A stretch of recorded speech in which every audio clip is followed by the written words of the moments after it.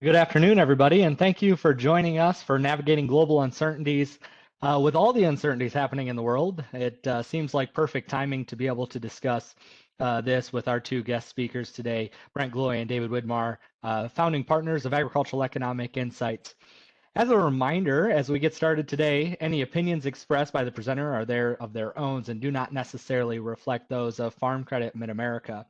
Throughout today's event, we hope that you will engage with us through the chat feature. So you're welcome to chat in your questions or use that Q&A function within the webinar in WebEx. If you're on a mobile device, it can be found via the three small dots at the bottom of your screen, or if you're on a desktop, you're welcome to select the chat feature over on the far right. With that, thank you all so much for joining, and I'll send it over to David and Brett. Thanks, Micah. It's great to be here, and unfortunately, when we put this together, we didn't necessarily know that we were going to be in the midst of as much global uncertainty as we are, and I think that's a sign of the time. There's just a tremendous amount of uncertainty shaking the federal or the world economy right now, and it's really been tripped off by the Federal Reserve not just throwing a pebble in the stone or a pebble into a pond and seeing little waves rip out, but they are throwing a giant boulder in the middle of a pond, and it's causing some big waves to come ashore. And the thing about those waves is we don't know exactly when they're going to come. It's not like this, if you go to Japan, they have these tsunami warning devices that tell them, after an earthquake, how big the wave is, when it's going to hit shore, and all that kind of stuff. And we just don't know that with what's going on here because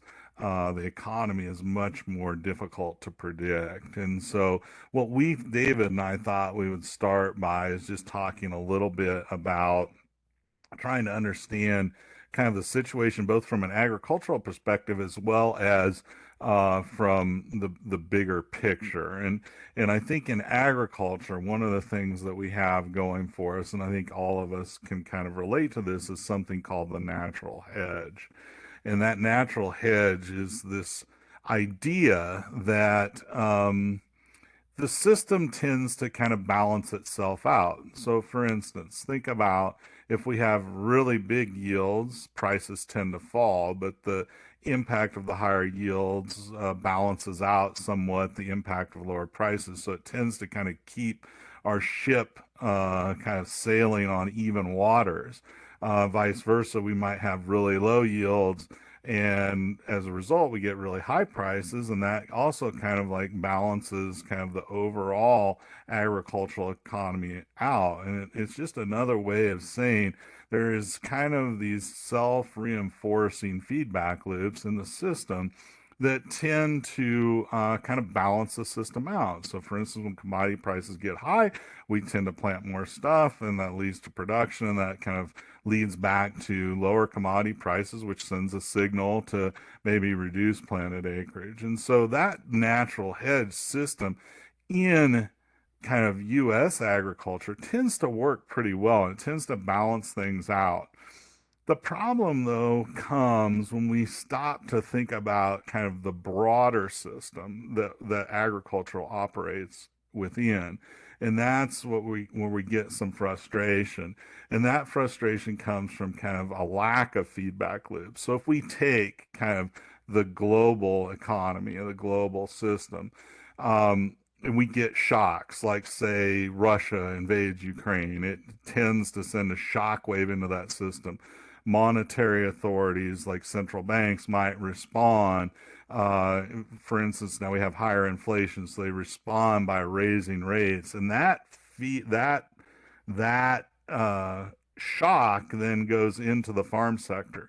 But what you see is there's no loop coming back, so it doesn't matter how much kind of the farm sector contracts. It's not big enough really to send that feedback loop back to the central bank to say, hey, we've slowed the economy enough. We tend to be kind of price takers, or these are thought of in economics terms as exogenous shocks. Now, the overall economy, we start to raise interest rates, we get lower, demand, and we start to have unemployment, and the economy slows, and then that feedback loop works. But within that ag sector, what we do is not enough to send that feedback loop, so it can be really painful. And in large part, that's kind of what happened in the 1980s. We got some big exogenous shocks. It pushed really high interest rates into the farm sector and caused a lot of problems. So I think this is where, the system and these feedback loops is part of the problems. What's happening outside the farm sector is going to have a big impact on the farm, but there's not a lot we can do about it, and whatever changes it causes the farm sector aren't going to be big enough to get it to stop. And Brent, today's focus of today's webinar is talking about that piece all the way on the left, sort of that global uh, chaos, that global uncertainty, these geopolitical issues. We're going to frame that up. We have several ideas and charts to share with you, and some strategies towards the end of our 30 minutes today to share with you. The next part of this series, in late May or early June, we're going to come back with the second part of this conversation. We're going to focus on that middle piece, that macroeconomic piece. Now, we have a slide or two prepared to talk about that as well. I imagine there'll be a lot of questions. Be sure you submit your questions through the Q&A portal, but we're going to really focus on that later in the spring.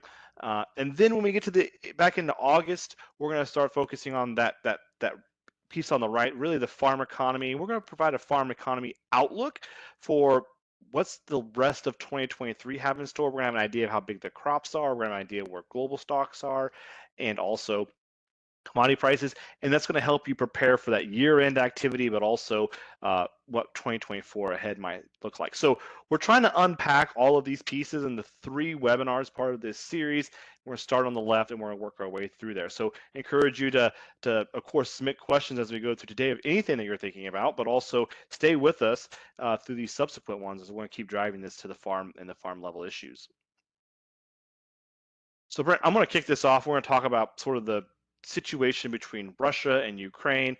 And one of the things that we think is important to remind everybody of is uh, the role and the impact that Russia and Ukraine have on global agriculture. And they have a different impact. They have a different features. For first off, the invasion has primarily limited Ukraine's ability to access the ports and to get their commodities out into the global market. So that's a supply issue on the Ukraine side. Then the world responded with these sanctions, and that was a different type of shock that had some impact. I think it's up for debate how big of an impact these sanctions had on Russia, but we sort of had 2 countries, both big in corn and soy, or corn and wheat, but we had different factors on playing there. So this is chart on the left shows how much of global corn production Ukraine and Russia collectively account for. And as you can see, some of the recent data going back to 2021 show that they accounted for about 5% of global produced corn. So not a huge player. But if you look to the chart on the right, they have a disproportionate share of global trade. Both of these countries export 70 to 80% of their corn production, and similar amounts for their wheat production. And you can see they account for collectively almost 20% of global corn exports. So why was the world so concerned whenever that invasion happened and the sanctions took place and the ports, the Ukrainians lost access to the ports? It was the trade side of the equation, not necessarily the production, but the trade. This was a shock on the amount of grain that could be available for the world. And it's a very similar situation for wheat. Again, here you can see Russia is a bigger wheat player. Ukraine in the last chart was a bigger player in those global corn markets. Now it's more of a Russian story. Russia has a bigger impact on wheat markets than, say, Ukraine. But collectively, they accounted for about 14% of global production, less than 15%, but collectively about 30% of global trade. So that trade multiplier there was about a 2x, much bigger impact on the trade side. Now, as an economist, we wanted to think about this just a little bit, and this is kind of a quick reminder. We're going to make you memorize these supply and demand curves, but when the Russia situation took place, I mentioned earlier, it was a supply shock, and so this geopolitical uncertainty shifted that supply curve up into the left. Everyone was concerned about how far up into the left that might have gone. You saw a lot of those impacts, but the key point here, the point that really want you to remember, is when we have this supply shock, it potentially reduce the quantity supplied of grain. The Q moved to the left, but also the price went up. And that's why we saw the grain markets move so significantly last year. Again, last year, this time we had these commodity markets rapidly increasing because of the supply and the impacts that it was going to have as it moved through the broader economy. The next slide here I wanted to mention is, where are we today? We have some more data here, and this is looking at wheat production in Ukraine, and the next one is going to look at corn production in Ukraine. And this chart has a few neat things going through it. The first one is in blue, we're looking at production of wheat, we're looking at exports of wheat, we're looking at ending stocks of wheat in Ukraine. Now, this is a unique scale here. It's an index, so it goes all the way back to 2010. So for example here, in 2019, Ukraine exports of wheat here in orange were at 500. So they're about 5 times as big as they were just back in 2010. So Ukraine has been a huge source of exports around the world. Similarly, their production had been increasing, but you saw it got to almost double. So what has happened since this war broke out? We looked at the war took place a calendar year ago, but that was in the 21-22 marketing year. Today we're in the 22-23 marketing year. And the reason why I think it's important to talk about is we're starting to plant that 23-24 marketing year crop. So this starts to have these have impacts that span multiple marketing years, and so it doesn't ever line up perfectly with the calendar. So we got to look at the last year, the current year, and we're thinking about the next year. So right off the bat, production here was at the lowest of what we saw going back to 2012. So a pretty big shock on the production for Ukraine wheat. Ending stocks are starting to get higher, much higher than where they were the last few years, but also exports slip lower. If you start to think about this from the Ukrainian perspective, you have a scenario where you produce less wheat, you exported less wheat, but you have more wheat in the country. That is not a good local market situation. We don't have, Brent and I don't have access to a lot of the farm level budgets of the farm level economics, but this is not a good combination for those producers in that country. On top of all the other issues that are going on, the farm level conditions are just not that advantageous. Want to add one more point here. This is a similar story for corn. Again, you see quite a bit more movement around here on the ending stocks, a lot of adjustments. That's a really big adjustment on those stocks. Kind of leaves you wondering about the data just a little bit. But in general, we see the similar trend. Production is drifted lower. Exports are also lower, and ending stocks have really been impacted by this. If you think about how hard it is to move that grain now by rail to different parts of the country, this is just, I think when we look back at this, it's the shock was a year ago, but we're still working through that, and it's going to take some time to continue to work through that in the coming months and years to go. One more slide here on Ukraine before we shift gears is looking at the harvested acres of these two crops, wheat and corn. And one thing that you can see right off the bat is both crops have seen a contraction in harvested acres that happened last year, about 38% contraction in wheat, 37% contraction in corn. And I think for the marketing outlook for the next 12 months, the world's going to be watching how many of these acres are available for production in 2023. How are they going to stay on board? Are we going to see similar levels? Will there be some sort of rebuild, or will the supply problem continue to play out in the coming weeks and months? Yeah, and David, I think I just want to step in here and say, so some of you are probably saying, well, the Ukraine story is an old story. It's been going on for a long time. And I think that's kind of David's point is that we're not sure we've seen all of the big impacts that conflict has had play out yet. So when you start to look, it's important, I think, to remember there is a major conflict continuing there. It doesn't really show a lot of signs of easing. And potentially, things like harvest acres shrinking now, I think portends that shock is going to be with us for a while. And I think maybe people are getting a little maybe complacent in thinking about the impact of that. But I think ultimately, and I think David's other point here is that, the corn side, everybody, when you think of Ukraine, I don't know why. I mean, if you just ask people associated commodity with it, they'd say wheat, right? But the story might be bigger in corn here than in wheat. is just, I think, kind of to sum up what he's saying. So yeah, exactly. Keep an eye on this. It's going to probably continue to play out, especially at the global level for some time. We're going to shift gears here a little bit and talk about this other big geopolitical risk or uncertainty or challenge is China. And it's no secret that relations with China are uh, pretty challenging at the moment. Patience are thin, I think, on both sides. It is interesting how we don't hear as much about it, maybe in since the trade war. We kind of had a lot of attention during the trade war, a lot of attention in the during the phase one side of that situation in 2020. But the Twitter feeds or the social media feeds or the news feeds doesn't talk about that drama as much, but it's definitely still there. It was evident with the balloons flying around or floating around and the actions that the U.S. had in response to that. But when we step back and look at what's going on the ag side, it's there's kind of this dual headline thing going on. Dual headlines. On one side, there's a lot of tension with China, but on the other side, China has never been buying more of U.S. ag products. So you can see for 2022, China bought more than $40 billion worth of ag products. You can see if you look back in this data here, long string of data, these are ag products specifically from the US.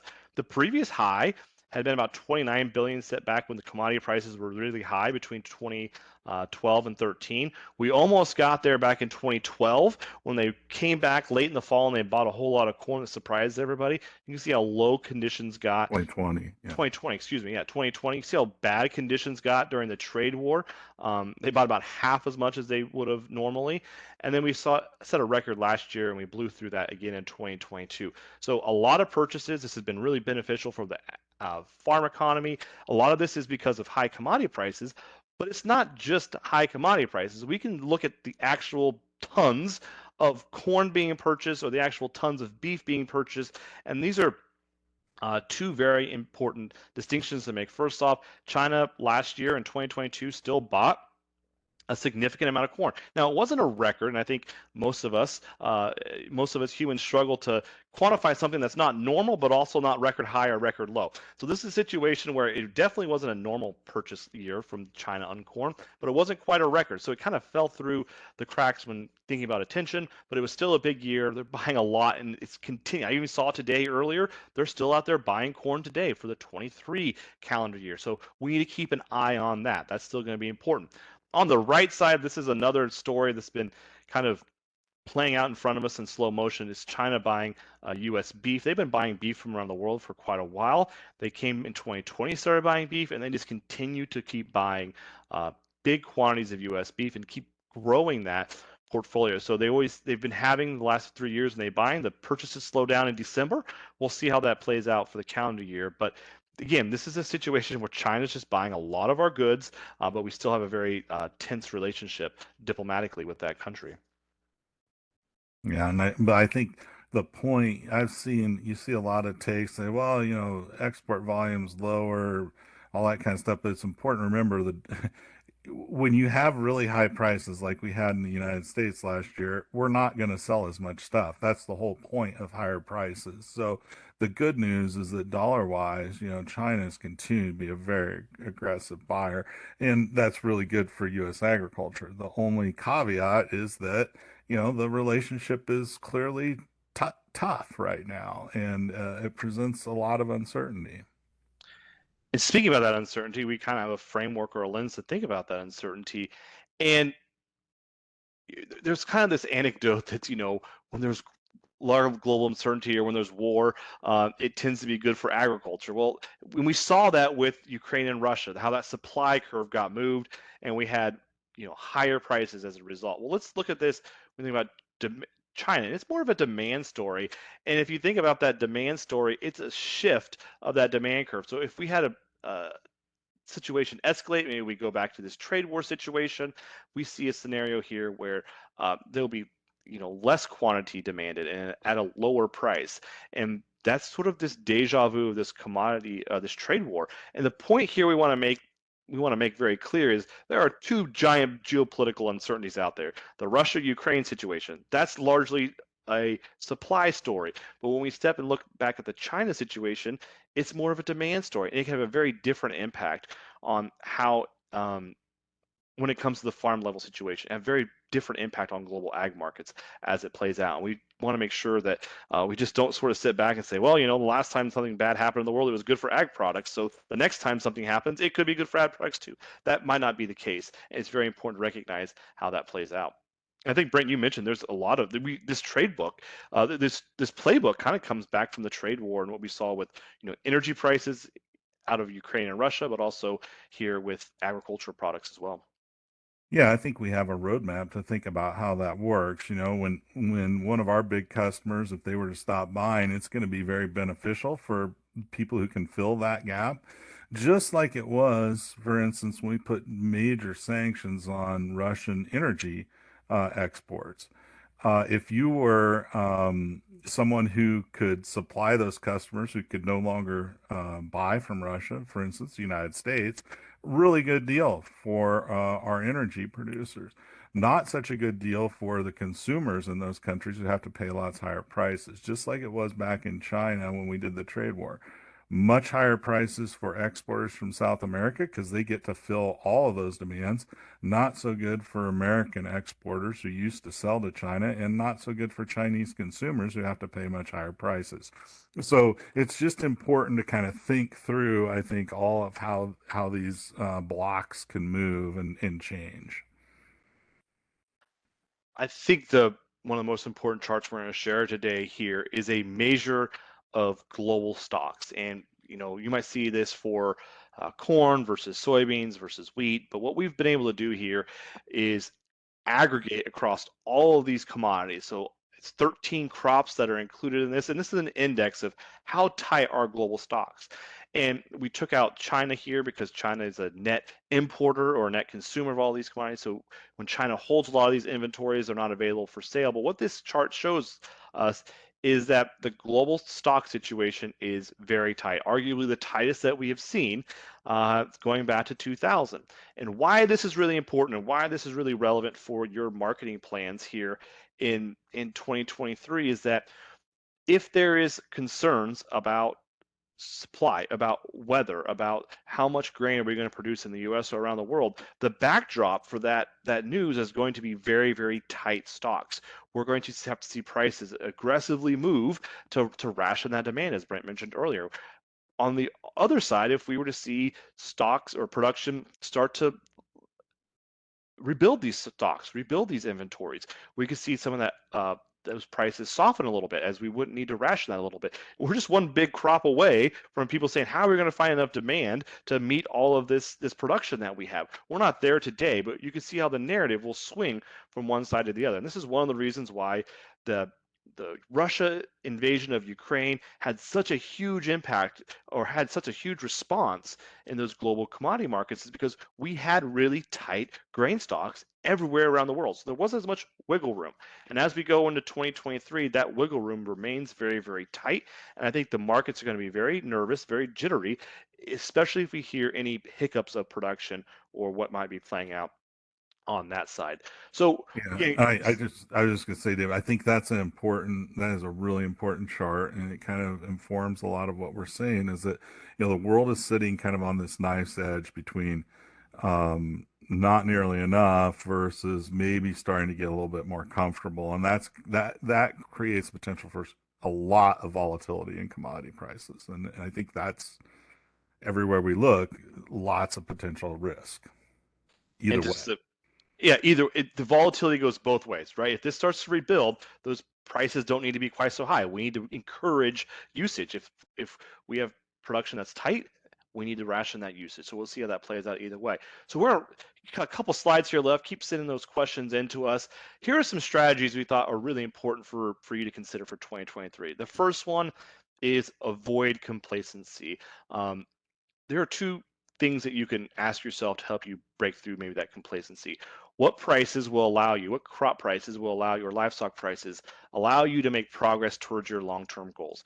Its temptation here is to try to guess what the high price for the market will be. If we don't have a good measuring stick, we want just the highest price, when oftentimes it's better for us to switch that narrative around or switch that thinking around and say, what is a price that allows you to make progress to those long-term goals? So knowing your cost of production, knowing those goals, and knowing where today's market prices and today's budgeted yields, how much progress that gets you towards there can help you decide, is this a good price for me to market my grain at? Second one is, at what conditions, what prices, what yields, what uh, other issues do you need to revisit those initial plans that you have for this year?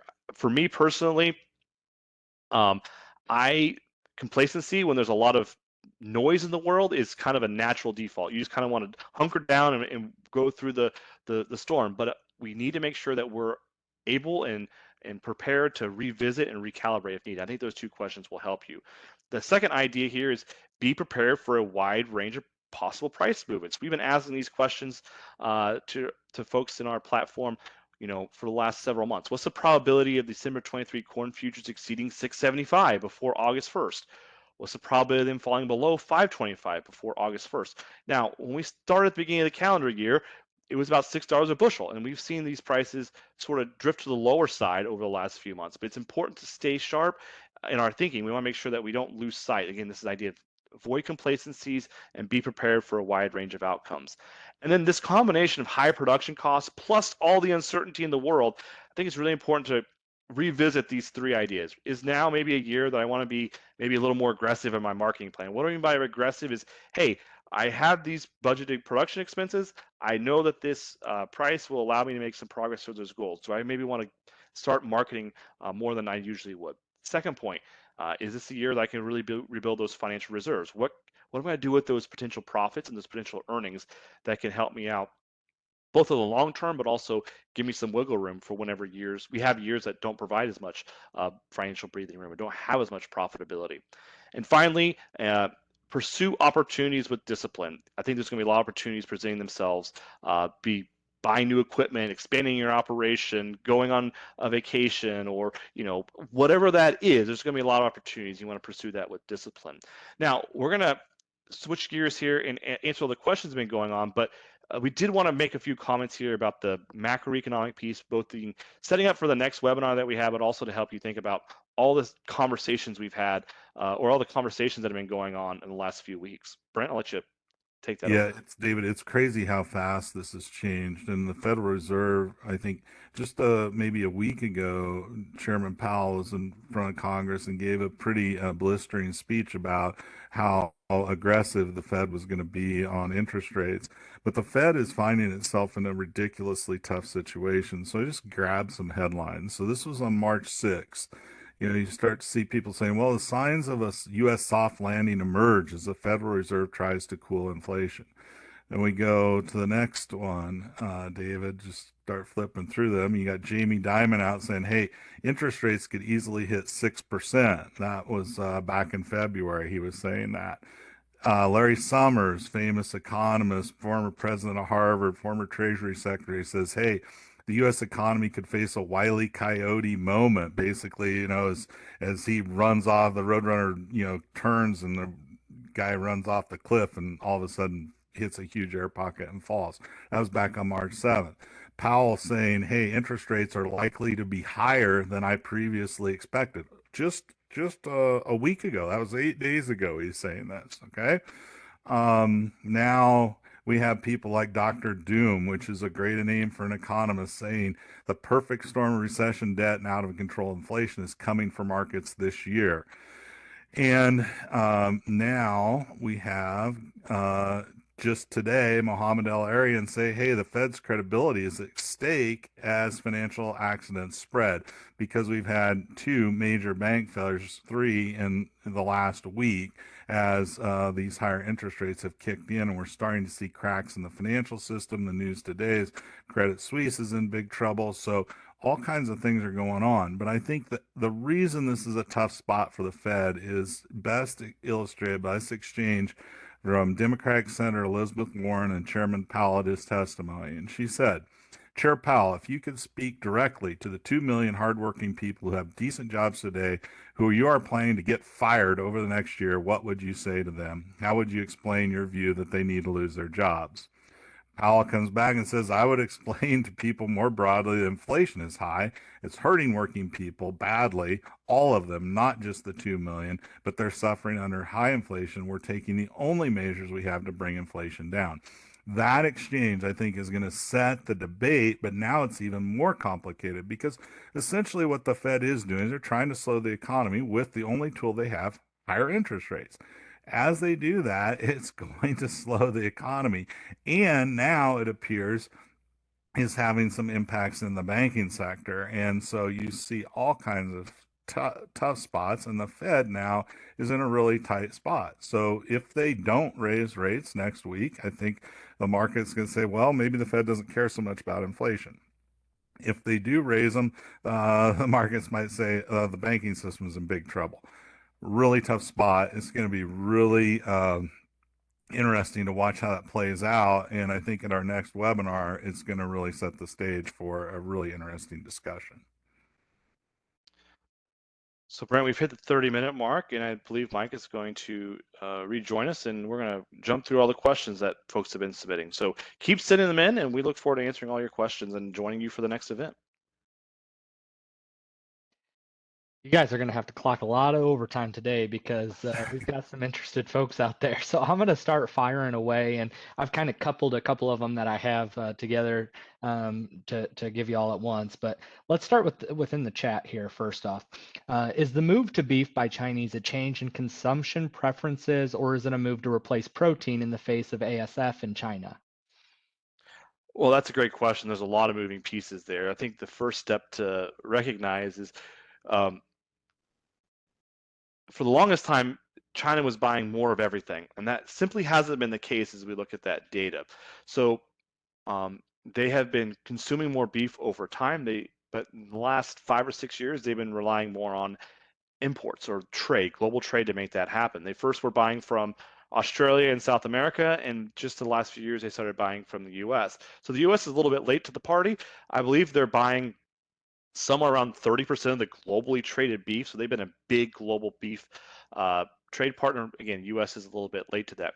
Now, when we look at the big driver behind that trend of more beef over time has been the income story. As generally speaking, as economies become wealthier, as individuals in the economy become wealthier, they typically consume more protein or more expensive cuts of protein. So that's moving from maybe poultry to pork, and then when they've moved on to beef. So that's sort of the big picture trend. Now, when we think about the African swine fever scenario, that was a supply shock, and there was this substitution away from pork into beef, and that has started to recover a little bit. But when you step out from the African swine fever, we've actually seen China not consuming as much pork, or that upward trend for pork has paused and maybe drifted a little bit lower. Now, in the middle, that's the noise of African swine fever, so we still need to see that play out. But it does look like China might have peaked on pork consumption ahead of African swine fever. That added a lot of confusion.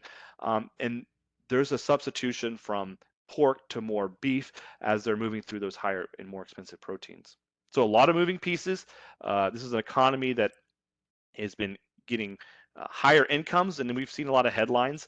Bert and I were talking about this ahead of time. A lot of headlines not talking about peak workforce or peak populations.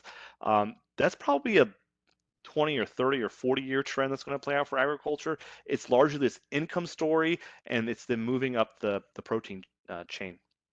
Yeah, I think it's a little of both, a little bit of the income story and a little bit of a price substitution story. And I think the last point Dave made is important to understand with China. You're seeing a lot of news now, oh, their population's peaked, going into decline, it's not going to be important, and on and on and on. And I think, okay, we need to separate short term and long term here. And for the foreseeable future, China is a hugely important agricultural market for us, going to continue to be as long as we can keep good relations with them, or at least working relations.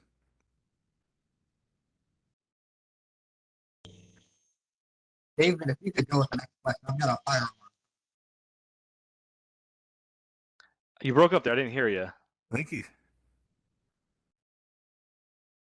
he said he had a fire alarm going off, and so he wants us to So the next question is, if U.S. planning is delayed in 23 from wet conditions, how big of a deal will that be on prices? And are we talking about small delays and acreage changes? Is that going to result in a lot of volatility? Um, and I guess I can start and say, I think the chart David showed about the overall commodity situation is important to remember. It's not just one or two crops that are in short supply. It's kind of the overall basket. And I think that's why if we do have some planning delays or problems, whatever they might be, people aren't seeming to be worried about dryness as much right now, but that can change really rapidly. Any kind of supply concerns, I think, is going to put some risk premium back into the market pretty rapidly. Now, on the other hand, um, rapid planning and all of that kind of stuff can also move it the other way. So I think again, it's a situation where the weather, as always in agriculture, is the ultimate deciding factor, and it's going to have a role again this year, and we just need to be prepared to take advantage of it or protect ourselves against it moving in ways that hurt prices. I think I'll add, this idea of slow planting and delayed planting. What are the implications? Um, I think the yield story can be a little bit challenging because um, it, we plant it late. It's kind of sets it behind the eight ball, but it's not guaranteed to be a bad crop. But it's maybe not as likely to be as strong as a crop. But you could still have good years, still have bad years. Um, if we were to have an extremely wet year, thinking back to 2019, that's a prevent plant scenario. That was huge challenges, and you could expect a big market response if we start talking about prevent plant. And as Brent mentioned, you could similarly have a fast planted corn crop that generally is favorable for yields, and that could actually bring prevent plant acres um, below normal and actually could increase sort of from that base level. So weather can go both ways, and I think that this tight stock situation says anything that is going to be reducing those bushels of produced could send the market quite a bit higher. Okay, I see a question about the biofuels industry and the need to get additional soy oil for renewable diesel demand. Any comments on that, as well as thinking about, hey, what's the outlook for ethanol, electric cars, et cetera, going forward? I'll jump in there at first and talk about sort of this biofuel story, this long term. One of the things that we've been surprised by is if you look at the data and you look at the amount of soybean oil going to biofuels. That's actually been a trend that's been playing out for going back to 2014, 2015. Basically, all the new soybean oil demand that has come online has came from um, biofuels. And so there's three primary ways we use biofuels for the food sector. Frying vegetable oil for frying, the donuts versus diesel debate. Second one is renewable fuels, and the third one is exports. And so within oil, exports have been trending down a little bit. We've also seen biofuels headed up, and we've been bringing new soybeans online. Now, the second piece here is how do you get those new demands? And we look back at the corn story. How do we get all those bushels of corn to go into ethanol? And some of it's going to be new acres, especially in the short run. And if you think back, we've seen soybean acres being really competitive versus corn the last few years. So that's part of that story. And the second one is with enough time, 3, 4, 5, 10 years, you'll see trend line yields increase. And so that will also help offset that future demand. Now, again, I'll jump in and mention the other side, electric cars and the long term. Again, I think this is another one of those. We talked about this a lot. There's an entire episode in the podcast season, Corn Saves America. So if you're really curious, check out AEI.ag presents the podcast season 2. There's an entire episode about that. That is, again, as the question mentioned, it's like a 10 plus year project. That's a 10-year issue. And so I think gasoline consumption in the US has been pretty flat to maybe trending downward um, the last several years. Diesel has been growing, and so that's why I think there's this shift to maybe biodiesel has been more exciting. It's a growing market. Fuel's been a little bit flat to downwards, and so I think the policy And implementation, the RFS, that's going to be a bigger issue in the short run than maybe electric cars, doing away with the market completely. We'll see how that plays out. Yeah, I think those are good answers, David. We have seen a tremendous increase in that renewable diesel, and that's been a good innovation because it's a product that they can use in a much wider range of fuels, and um, I think that adds to the bullish story in the ag space in the short term. Um, let's see, other question. You back, Micah? I am back. That was a 6-minute fire alarm drill, longest 6 minutes of the of the day for sure. Thank you all for bearing with me here. Another question that came in that I thought was really intriguing. I'm gonna beat up on you guys just a little bit. The economist's favorite term is "it depends," right? Right. And so when we talk about that, we had a customer ask, is the outlook really unanswerable when it comes to the future of prices for grains and fertilizer? And if it is, what are the wise decisions that they can make if it is unanswerable to set themselves up in a place where they will find success? That's a really good question, Mike, and it's one I think we all start. I mean, I farm, and the challenge is that anybody who tells you what the price of corn is going to be tomorrow, let alone a month from now, it's pure speculation. It's really difficult to do, and I think the thing we can do is we can take the best information we have, look at the situation, and get ourselves in a position where we can benefit if things go better than we plan, and we're not terribly disadvantaged if they go worse. And I think that means taking a real good look at your um, cost structure and understanding what it costs to produce a crop, and using the risk management tools that you have to protect against those downsides. It also, I think, from a very practical standpoint, means getting yourself in really good financial positions so that you can take advantage of situations when things go a lot better than we expected, or are a lot worse, and other people aren't as prepared as you. So the ultimate defense, I think, in all of these situations, to build a really sound, resilient financial situation on your business. And that, I think, back to what David was saying, well, let's just step back and look at the commodity situation and not try and predict, oh, I want to sell at the highest price. That's, I think, kind of a fool's errand. Um, we want to sell at prices that give us a chance to be successful for the long run. And when we can do that and build to our financial cushions, we need to take advantage of that, and put ourselves in a position to have a business that is, um, resilient, and even better than resilient, can really take advantage of times when things are tough. And that's the way I like to think about it. We want to be educated on this so we know, maybe when the odds might be stacked a little bit in our favor, but we also, can't get too hubristic to say that, oh, I can predict what price is going to be tomorrow. Thank you. I think that's a great way to look at that. Um, Another question that I have, and I'd like for you all to talk about a letter that you all or a white paper you all wrote just at the end of the year. It says, "What global impacts will affect U.S. farmers in the next decade?" And I believe you all wrote a paper about kind of your top things that you think will impact agriculture as we head into the next year. So maybe tell the attendees where they could find that, and then if you want to just touch on that briefly before I kind of go into one last question here to close us out for the day.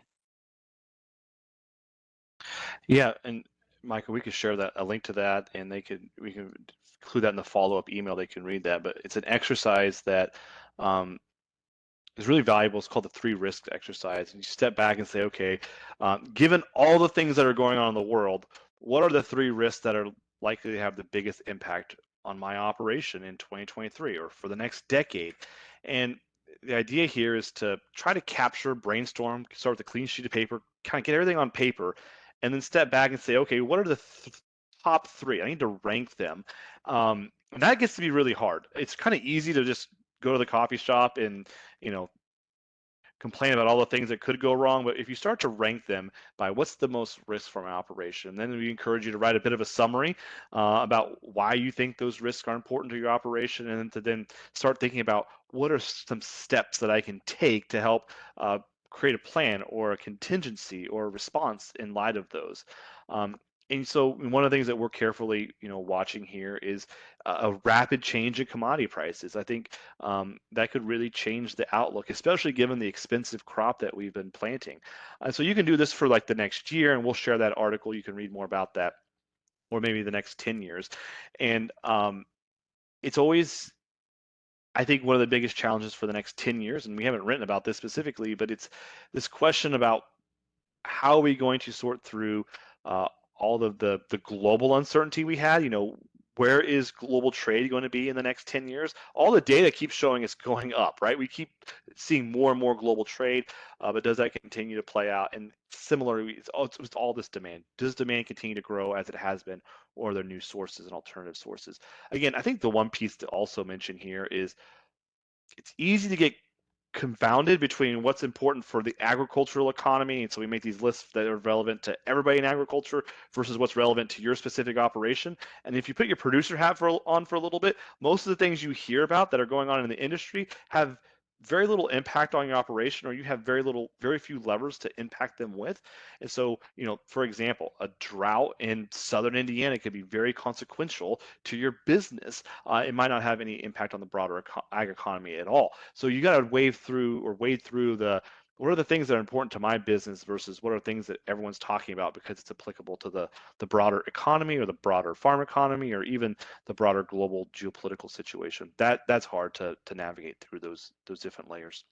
Yeah, and I think, for any individual, that could be things like, hey, do we have a good succession plan in place? What happens if something happens to someone who's really important in our operation? They either leave or something happens to them. Do we have plans, contingencies in place for that?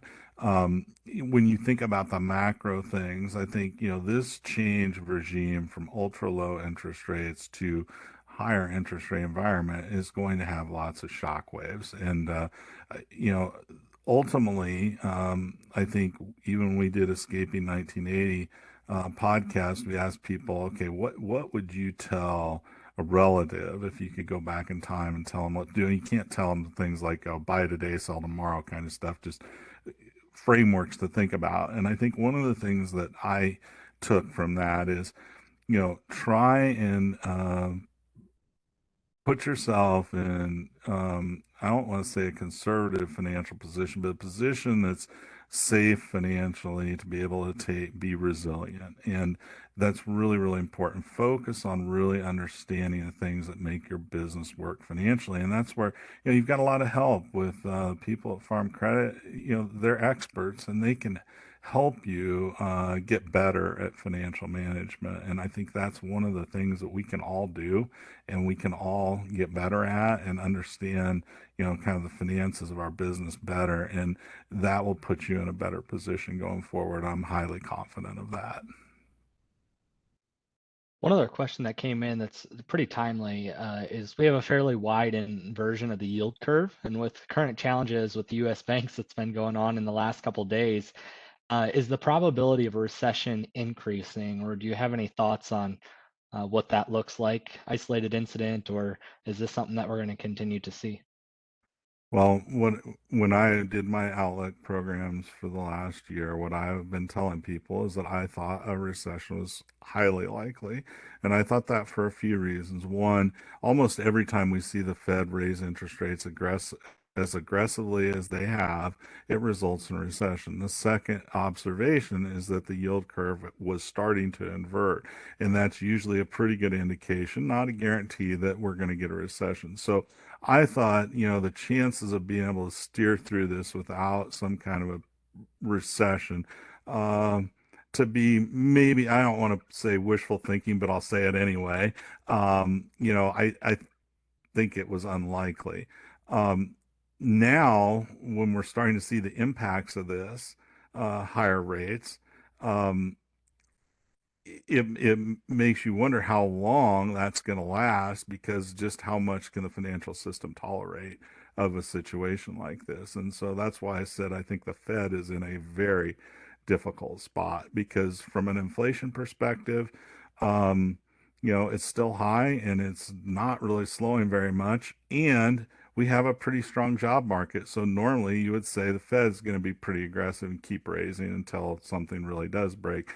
Unfortunately, something is apparently broken before we got to the recession that we need to cool the inflation. Because at the end of the day, that's what it's going to take, right? It's going to take a slowdown in the economy to reduce the inflation, or the supply shocks that started it to give way. The problem is it's not all just oil price shocks and supply shocks that cause the inflation. We just had a lot of stimulus, and um, it's it's a tough spot for them. And so I think we're still unknown as to how much pain is the Fed going to be able to tolerate. And I always said, Jay Powell was doing the easy rate hikes to this point.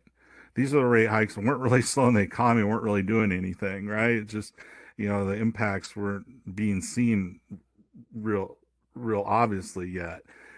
Now, when they start to impact, that's when the tough decisions come. Those are the ones where the Fed chairman finds himself, in the president's ranch in Texas, LBJ's ranch, with his finger in his chest saying, "Stop raising interest rates." That's when it gets tough, when boxes of manure start getting delivered to the Eccles building on a regular basis, as happened with Paul Volcker, and farmers parading around outside with tractors.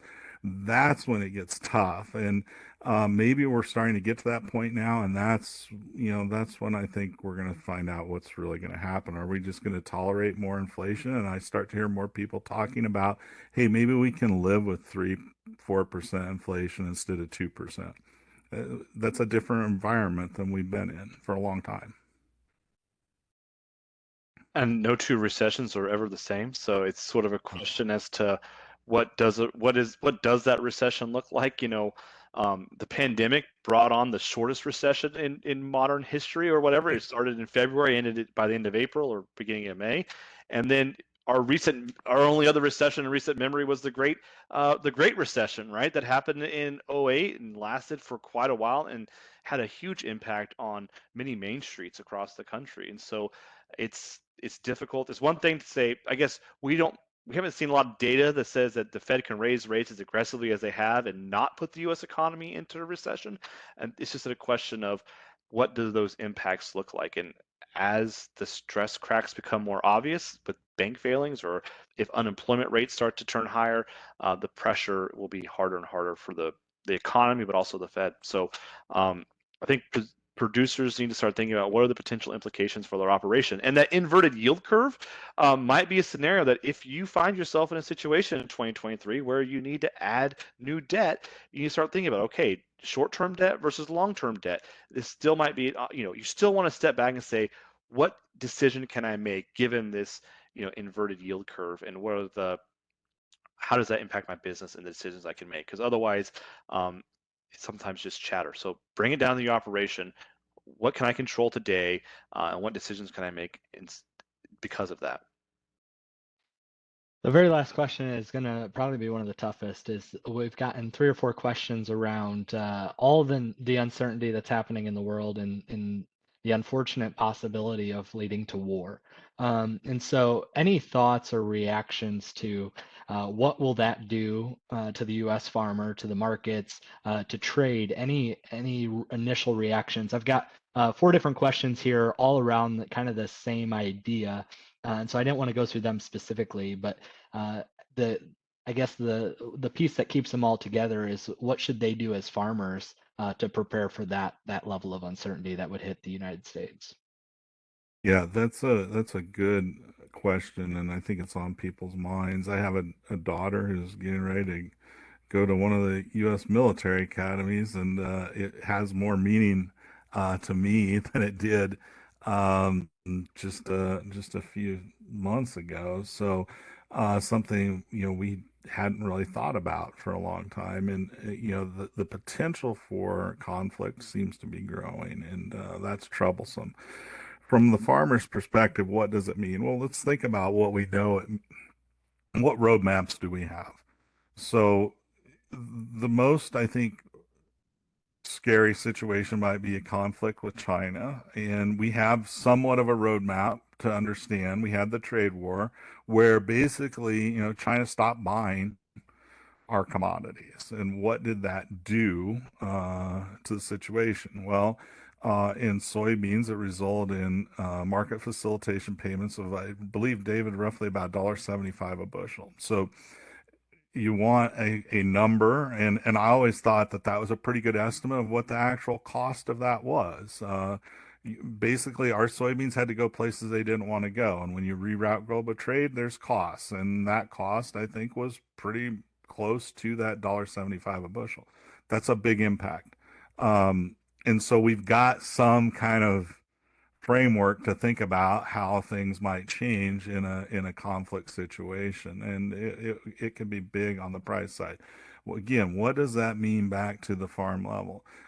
Again, I just keep preaching this, get strong financial conditions on the farm solve a lot of problems. It lets you sleep at night and lets you make it through tough situations, and that's what I come back to is get the financial house in order. It gives you options, gives you flexibility, it gives you comfort to be able to withstand those kind of shocks that may or may not happen. That's, I think, the best advice I can give. I'd add just I think the temptation is to always try to predict where the markets are going to go or what the impacts are going to be, and try to speculate on that. A lot of people were saying, oh, because of Russia and Ukraine, this, and this. And there's two things that make it really hard, right? There's a lot of players, a lot of chess pieces on the board, and also time. Time has a way of creating a lot of panic and a lot of uncertainty in the short run, but then sort of de-escalating that crisis in the long run. And so timing is important. Never try to outguess the timing of something, but also never try to outguess the directionality of some of these outcomes whenever there's all these moving pieces in play. And the example back to a year ago was Russia invaded Ukraine, and then there were these sanctions that went into place. And so if you want to guess where oil prices were going to be in 2023, a year ago, you were going to have to guess through how the war was going to be, how these decision makers were going to make decisions, and how the sanctions were going to work. It's just pretty much impossible to guess through all that. So as Brent said, you have to focus on your operation. What can I control? What can I do to make my operation work this year and position myself for success down the road? And financial reserves, financial safety nets, those are really important internally to your operation. Yeah, those I think are good answers, David. Well, thank you so much for your time this afternoon, gentlemen, and thank you for those of you that had joined us this afternoon. As a reminder, this webinar was recorded and will be distributed via email within the next week, as well as a write-up of the webinar on our website will be available at E-Farm Credit. We'd appreciate if you took the time on the back end of this webinar to fill out that quick survey, only 5 questions, so it should be rather quick, but thank you all so much for engaging. And if I heard anything throughout this entire webinar, it was that uncertainty is definitely something that should be considered, and one of the best things you can do to prepare for that uncertainty is to get your financials in order. And so with hearing that, I would encourage you to lean on our financial officer team. They are the boots on the ground team and experts in the field, and really do want to help you and sit down and have conversations with you about all of these things that we discussed today. And so call into that local office, get your financial officer out to your operation, and we hope that we can support you not only this year, but in many years to come as well as you navigate some of these uncertainties. And so with that, we'll close up for today, and we look forward to seeing you next month, and hope that you'll continue to join our webinar series. Thank you all. Thank you.